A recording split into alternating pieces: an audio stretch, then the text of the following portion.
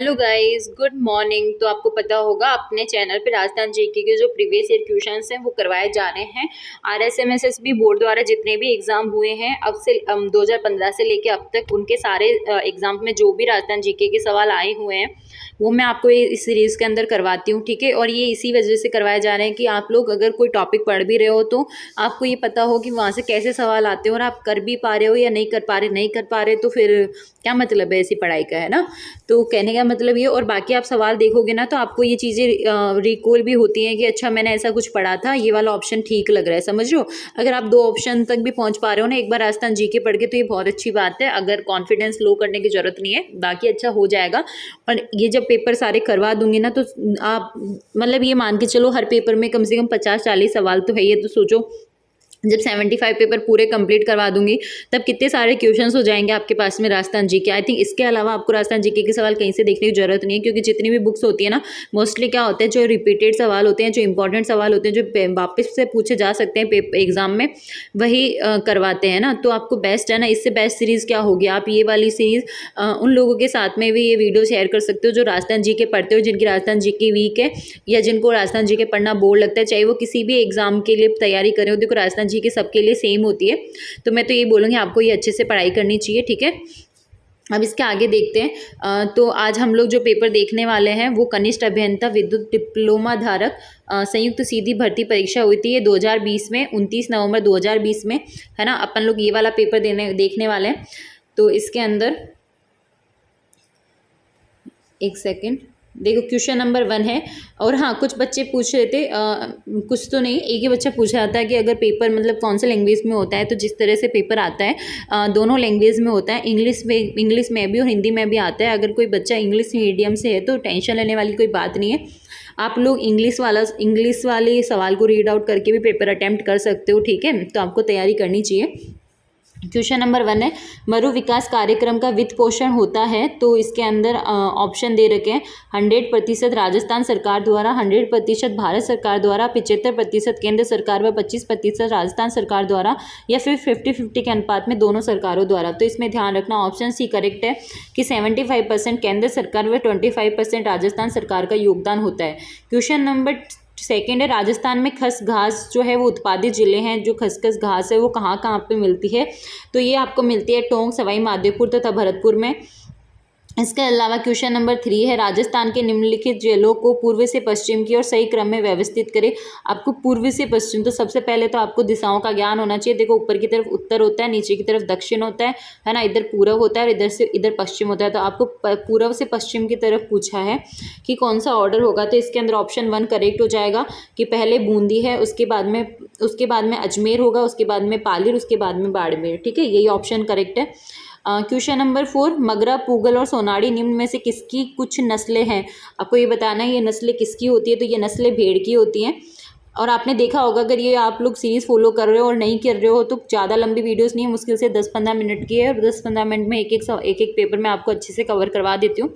तो आप लोग जागना, प्लेलिस्ट बनी हुई है वो मतलब राजस्थान जी के आरएसएमएसएसबी बोर्ड द्वारा पूछे गए सवाल ऐसे ही कुछ करके, या फिर आप देख लेना उसके अंदर 20 वीडियोस अपलोड है, आपको मिल जाएगी वो। तो मेरी राय तो यही है, नंबर 1 वीडियो से लेके अब तक की सारी वीडियोस देख लेना एक बार के लिए, आपको पता चल जाएगा राजस्थान जीके के सवाल कैसे आ रहे हैं और आपसे होते भी हैं नहीं होते, है ना। और आरएसएमएस भी बोर्ड द्वारा पूछे गए सवाल करवाने का एक ही मकसद है कि लेब असिस्टेंट का जो एग्ज़ाम है वो भी आरएसएमएस भी बोर्ड ही लेने वाला है, समझ रहे हो। तो यहाँ पे अगर राजस्थान जीके आप देख लोगे तो आपको हल्का फुल्का आइडिया लग जाएगा कि बोर्ड किस तरह की जीके पूछता है। क्वेश्चन नंबर 5 है, निम्न में से कौन सा राजस्थान में मरुस्थलीकरण का कारण नहीं है। तो इसके अंदर ऑप्शन सी, जैविक कृषि जो है वो मरुस्थलीकरण का कारण नहीं है। इसके अलावा अतिचारण, जनसंख्या आधिक्य तथा अति जुताई जो है वो मरुस्थलीकरण का कारण है। क्वेश्चन नंबर 6 देखते हैं। क्वेश्चन नंबर 6 है, सूची फर्स्ट को सूची सेकंड से सुमेलित कीजिए तथा नीचे दिए गए कूट का प्रयोग करके सही उत्तर चुनें। तो इसके अंदर आपका अभ्यारण्य दे रखा है और वो कहाँ पे स्थित है ये दे रखा है। तो जो सीता माता अभ्यारण्य है वो प्रतापगढ़ में स्थित है, ठीक है। तो देख लो ऑप्शन सी किस में है, I think A he correct होना चाहिए। बाकी देखते हैं, सरिस्का अभयारण्य जो है वो अलवर में स्थित है, ठीक है। केला देवी अभयारण्य कहाँ पे है, तो केला देवी जो है वो करौली में स्थित है, और जो केवला देव है वो भरतपुर में है। देखो केला देवी और केवला देव बहुत पूछा जाता है, आप कंफ्यूज मत होना, अगर केवला देव लिखा है तो वो भरतपुर में है, और केला देवी लिखा है तो वो करौली में है। इसके अलावा क्वेश्चन नंबर 7 देखते हैं। सूची फर्स्ट को सूची सेकंड से सुमेलित कीजिए तथा नीचे दिए गए कूट का प्रयोग करके सही उत्तर चुनिए। इसमें वन्य जीव अभ्यारण्य दे रखा है और जिला दे रखा है, आपको ये बताना है कौन से जिले के अंदर है। तो इसके अंदर है ना, रामगढ़ विस्तारी जो अभ्यारण्य है वो है बूंदी डिस्ट्रिक्ट में, ठीक है। जवाहर सागर जो है, जवाहर सागर वन्य जीव अभ्यारण्य ये कोटा के अंदर है, और जो ताल छापर वन्य जीव अभ्यारण्य है ये चूरू के अंदर है, और वन विहार वन्य जीव अभ्यारण्य है जो वो धौलपुर में पड़ता है, ठीक है। अब देख लो आपका ऑप्शन कौन सा करेक्ट हुआ। फर्स्ट के अंदर क्या बताया मैंने, फर्स्ट के अंदर सी बताया है ना, और सेकेंड के अंदर डी है, तो इसके अंदर ऑप्शन सी करेक्ट हो जाएगा। इसके बाद में क्वेश्चन नंबर 8 देखते हैं। क्वेश्चन नंबर 8 देखते हैं। मोतीलाल तेजावत की भील संबंधित गतिविधियां एक ही आंदोलन के माध्यम से किस स्थान से शुरू हुई, तो मैं सिखवाल में जो राजस्थान जीके वाले पार्ट है वो भी आपको करवा रही हूँ, आपको अगर नहीं पता हो तो प्लेलिस्ट में जान, 3 टॉपिक करवा चुकी हूँ, बाकी टॉपिक भी करवा दूंगी जल्दी ही, ठीक है। तो क्वेश्चन नंबर 8 के अंदर ये वाला भी बहुत इंपॉर्टेंट है कि जो क्रांति हुई थी किसान आंदोलन, मतलब किसान आंदोलन से सवाल बहुत सारे पूछे जाते हैं, तो अपना नेक्स्ट टॉपिक किसान आंदोलन ही होने वाला है उस सीरीज़ के अंदर। तो अगर किसी को समझ में नहीं आ रखा है, किसी को डर लगता है जीके पढ़ने से, तो आप वो वाली वीडियोस ज़रूर देखना, उसके अंदर बहुत इजी लैंग्वेज में सब कुछ समझाया हुआ है। तो देखो, मोतीलाल तेजावत की भील संबंधित गतिविधियां एक ही आंदोलन के माध्यम से किस स्थान से शुरू हुई है, तो ये झाडोल स्थान से शुरू हुई है। क्वेश्चन नंबर 9, बूंदी राजमहलों में निर्मित चित्रशाला किस शासक की देन है, तो इसके अंदर ऑप्शन बी करेक्ट हो जाएगा, महाराव उम्मेद सिंह की।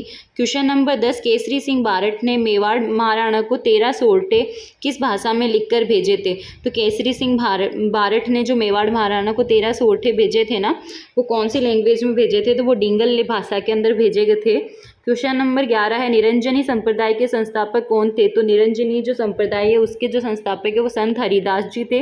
राजस्थान में विप्लव कहाँ प्रारंभ हुआ था, आपसे विप्लव के बारे में पूछा है, तो ये कहाँ पे प्रारंभ हुआ था, ये हुआ था नसीराबाद में।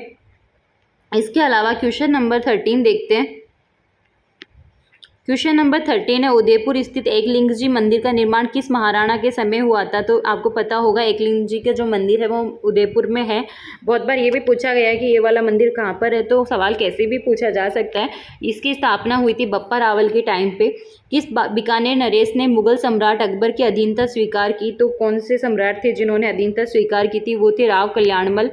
राजस्थानी रामायण का रचनाकार किसे माना जाता है, तो राजस्थानी रामायण का रचनाकार समय सुंदर को माना जाता है। नोगरी नामक आभूषण कहाँ पहना जाता है, आपको पता होगा, आभूषणों से बहुत सवाल आते हैं तो ये तो पक्का याद रखा करो। नोगरी नामक आभूषण जो है वो हाथ में पहना जाता है।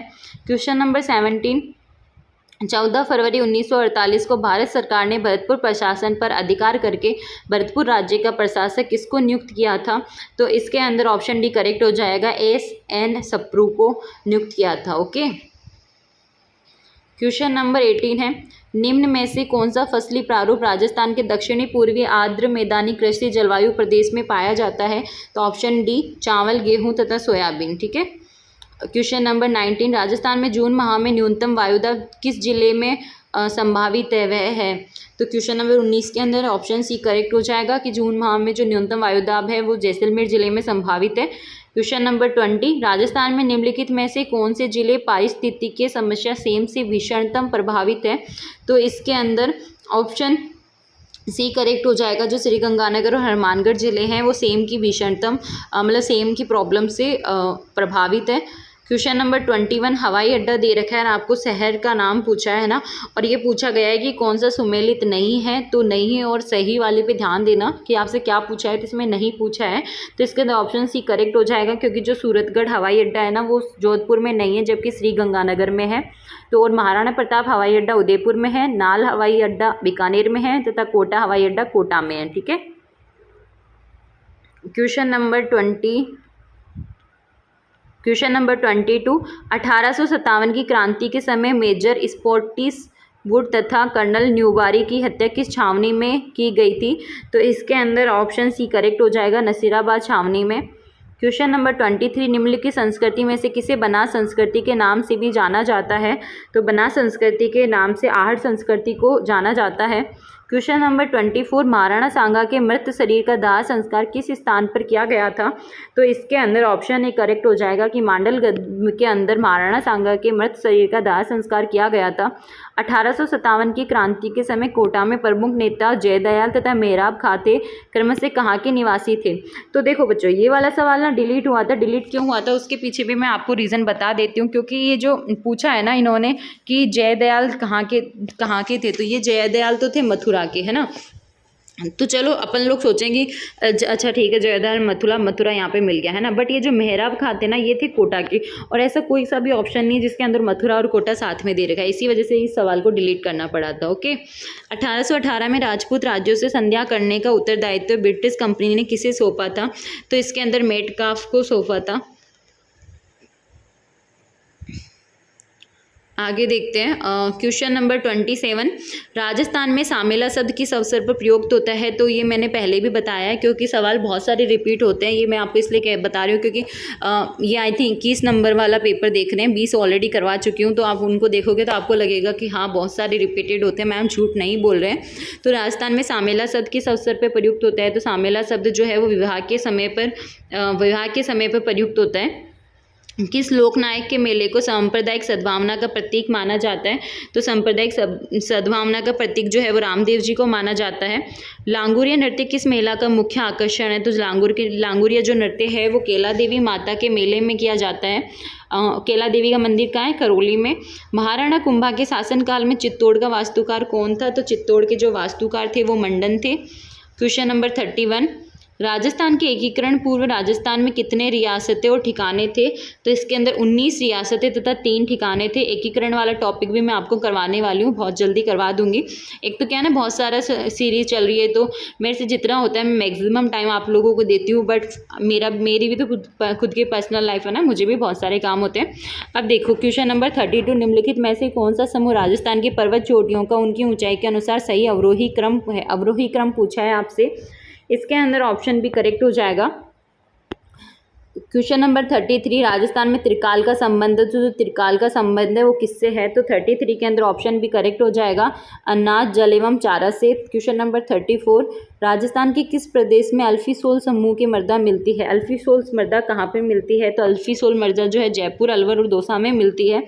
क्वेश्चन नंबर 35, निम्न में से कौन सा सही सुमेलित नहीं है? आपको ये बताना है कि गलत कौन सा है। तो इसके अंदर जो लूनी है उसकी सहायक नदी अनास नहीं होती है, इस वजह से यही ऑप्शन करेक्ट हो जाएगा, ऑप्शन सी। तो इसके अंदर साबरमती की जो सहायक नदी है वो वात्रक होती है। माही की सहायक नदी कमला है। चंबल की सहायक नदी परवन है। ठीक है। और जो लूनी नदी होते हैं ना, उसका पानी बालोतरा जो बाड़मेर में पड़ता है, बालोतरा तक तो मीठा होता है और उसके बाद में खारा हो जाता है। और इसकी सहायक नदियाँ कौन कौन सी है?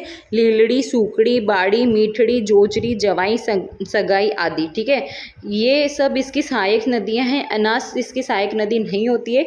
और हाँ, याद रखना, दाईं ओर से मिलने वाली ओनली जोजड़ी नदी है जो लूनी नदी में आकर मिलती है। कोई आपसे पूछे लूनी नदी में दाईं ओर से मिलने वाली नदी कौन सी है, तो याद रखना ओनली जोजड़ी नदी है। पूछा जा सकता है, इसीलिए इस सवाल पे ज़्यादा जोर दे रही हूँ। क्वेश्चन नंबर 36, निम्न में कौन सी प्राकृतिक आपदा राजस्थान में घटित होने की न्यूनतम आशंका रखती है? तो option B tsunami. Question number 37, निम्न में से कौन सा जिला राजस्थान में सर्वाधिक वन क्षेत्र रखता है? तो सर्वाधिक वन क्षेत्र उदयपुर में पाया जाते हैं। क्वेश्चन नंबर 38, भारत की खनिज संपदाओं के संदर्भ में राजस्थान निम्न में से कौन सी खनिज संपदा में एकाधिकार नहीं रखता है? तो जो पेट्रोलियम है उसके अंदर एकाधिकार नहीं रखता। इसके अलावा जस्ता, संगमरमर और सीसा के अंदर एकाधिकार है। मानसी बाकल परियोजना से किस शहर को पेयजल उपलब्ध किया जाएगा? तो इस परियोजना से उदयपुर को जल उपलब्ध किया जाएगा। क्वेश्चन नंबर 40, कवर से लिफ्ट नहर द्वारा लाभान्वित जिला युग्म है, तो कवर से लिफ्ट नहर से बीकानेर और गंगानगर लाभान्वित जिले हैं। ठीक है, ये पेपर यहीं ख़त्म होता है। नेक्स्ट पेपर पर नेक्स्ट वीडियो में देखेंगे। आपको अगर ये सीरीज़ पसंद आई है तो आप लोग इस वीडियो को क्या करोगे, लाइक करोगे, कमेंट करोगे, और आपके कोई दोस्त अगर राजस्थान जीके पढ़ भी रहा है तो आप उसको सेंड पक्का करोगे। ठीक है, उसको शेयर करोगे ताकि अपने चैनल से और लोग भी जुड़ पाएँ और फ़ायदा उठा पाएँ अगर ये अच्छी खासी सीरीज़ चल रही है तो उसका। ठीक है, क्योंकि हर कोई चाहता है कि पुराने पेपर्स कर लूँ और आपको कुछ भी नहीं जा रहा, मुश्किल से 10-15 मिनट लगेंगे और आप एक पेपर पूरा अच्छे से कर भी लोगे। और वीडियोस कितनी भी बार देखो इसी चैनल पे पढ़िए। और एक बच्चा पूछ रहा था कि मैम आप कितना करवाओगे, तो देखो मेरी तरफ से मैं अपना 100% दे रही हूँ, जितना हो पाएगा मैं आपके लिए आपको करवा दूंगी सिलेबस, बट मैं पूरा गारंटी नहीं ले रही, क्योंकि मैं आप भी गारंटी ले लूँ कि मैं पक्का 100% करवा दूंगी और आप कल को बोलो मैम आपने करवाया नहीं। देखो मेरे को जितना टाइम मिलेगा ना उतना मैं आपके लिए करवाने के लिए तैयार हूँ। आपको आपने देखा होगा मैं आपको 1-1 घंटे 1.5 घंटे के लेक्चर भी प्रोवाइड करवा रही हूँ। अगर आप देखोगे अच्छा आपका रिस्पॉन्स रहेगा और अपने चैनल से और लोग भी जुड़ेंगे और मुझे लगेगा कि हाँ चलो ठीक है, कुछ लोग बढ़ रहे हैं या कुछ लोग जुड़ रहे हैं, और हाँ आप लोग लाइक भी कर रहे हो, सब्सक्राइब भी कर रहे हो, और आपको अगर ये इन वीडियो से हेल्प भी हो रही है तो टेंशन ना लो, कंटिन्यू वीडियोज़ आएंगी। कोशिश तो पूरी रहेगी कि वीडियोज़ बीच में ब्रेक ना हो। बाकी जैसा भी होगा मैं आपको बता दूंगी। अभी तो फिलहाल के लिए पढ़ते रहो, मस्त रहो। ठीक है, और जिसने भी फॉर्म नहीं भरा है वो फॉर्म डाल देना। और बाकी बाय बाय, मिलते हैं नेक्स्ट वीडियो में। और हाँ, ये वाली सीरीज़ हर एक एग्ज़ाम के लिए हेल्पफुल है जिसके अंदर भी राजस्थान जीके आती है। ओके।